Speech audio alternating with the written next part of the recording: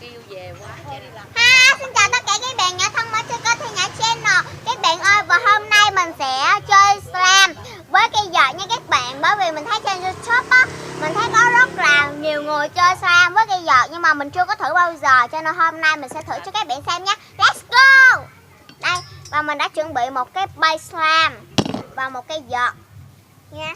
Let's go. Chuẩn bị chơi thế nào.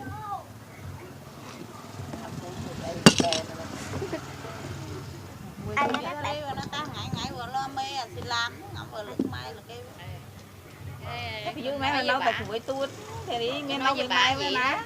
Bà nói tao thấy thầy ghi nó đâu có nhớ tao gì đâu. Nghe đâu mới tuốt vật lo thôi. Wow, con bóng điện kêu về hoài luôn. Chơi rất là vui, mình nghĩ các bạn nên thử nha. Đâu rồi anh xin bộ đi ca mai ở đâu tận lưng. Mẹ ngại nhà không cho ăn gì đâu.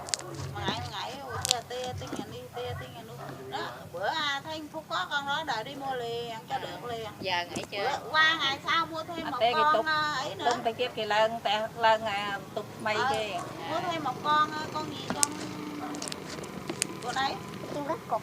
Chim cánh cụt nữa. Thấy trăm mấy em. 2 con đến trăm mấy rồi. Đó, chơi rất là vui nha các bạn. Wow.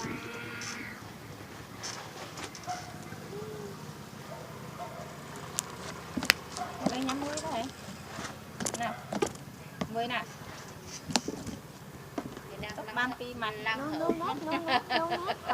cái đang lăn hộp.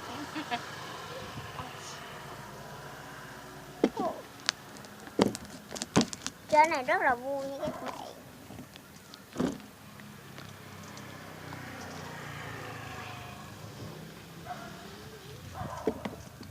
Bong bóng nhóc nha các bạn. Lẹt cái vỡ lẹt cái vỡ. Chào đặt khách mình in tịch. Đặt đây. Bà. Mẹ.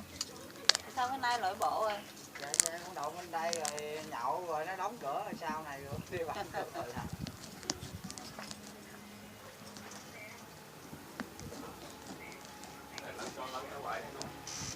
Wow, chơi rất là vui nha.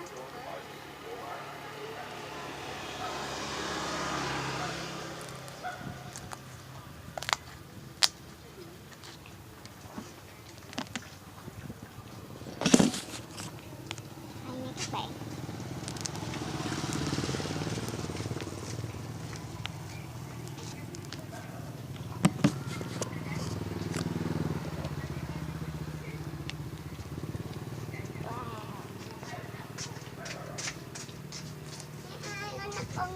Bông mới sao đó.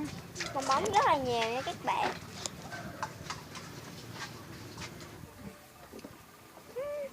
Thích thôi. Wow. Hoặc là các bạn dùng cái lưới cũng được, nhưng mà mình không có cái lưới cho mình dùng cây lợt, cây vợt nha các bạn. Cũng không sao, các bạn cứ yên tâm. Các bạn mua cái lưới.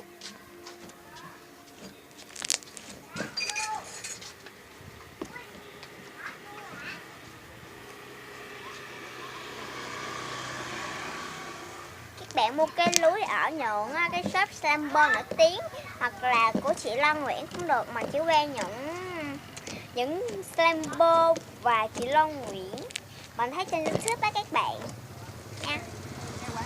Mình thấy chị Lan Nguyễn cũng có giới thiệu những cái mấy cái nguyên liệu mà chị đó có ở shop đó các bạn.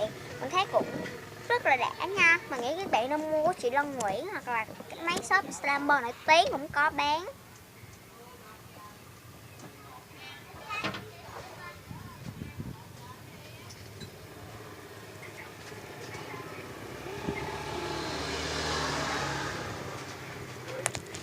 Chơi cái này tiếng phớp bong bóng rất là guitar.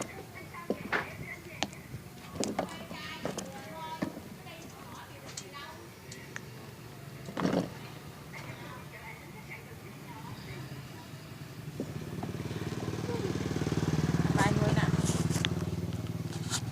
Đây nha các bạn, bong bóng rất là nhiều.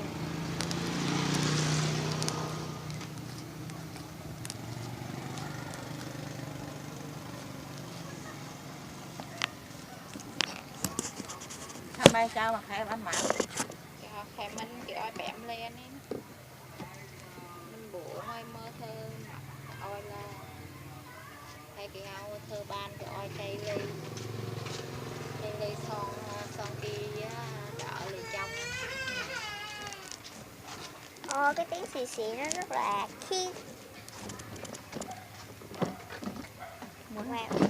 thơ bạn ngay đi bạn uống pháp thơ giúp tiếp thơ giúp kia oi nó xong ly phê lên luôn thơ khai thì đây khai thì son thì giúp thì son ly ngày đã thơ son ngày nữa thơ pi giúp ra Và nếu như các bạn thích video chơi thử slam với cây giò này thì các bạn hãy like, share và subscribe cho kênh của mình nha. Bye.